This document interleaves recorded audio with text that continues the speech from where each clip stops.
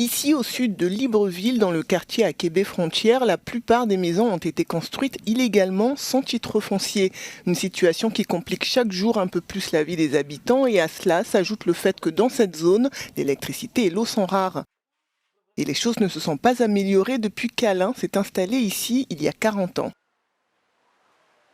Toutes les villes ne sont pas viabilisées, donc il ne faut pas vraiment se le mentir.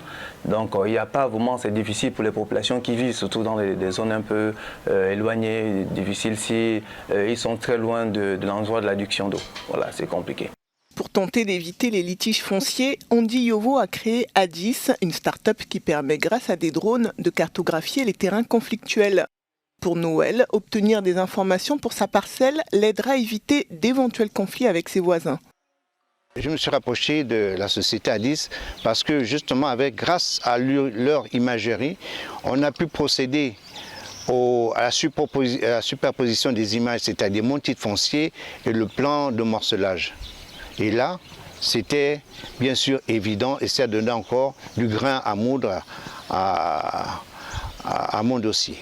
Les litiges fonciers aujourd'hui font vraiment partie de notre cœur d'activité.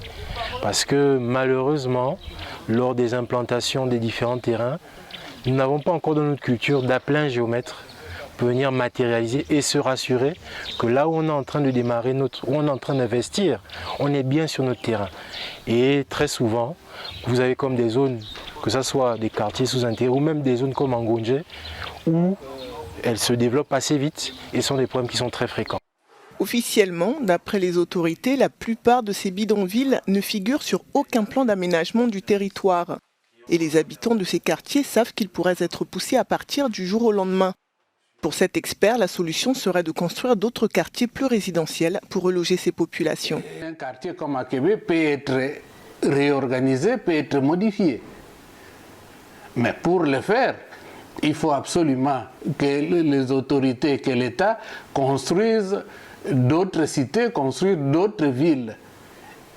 Et ces villes-là construites avec le minimum de commodité, d'une manière moderne, je voulais dire, mais on va reloger les occupants des villes, des cités ou des quartiers anarchiques aujourd'hui. On reloge dans ces endroits-là. Malgré les promesses des autorités, la vie dans ces bidonvilles n'a pas évolué.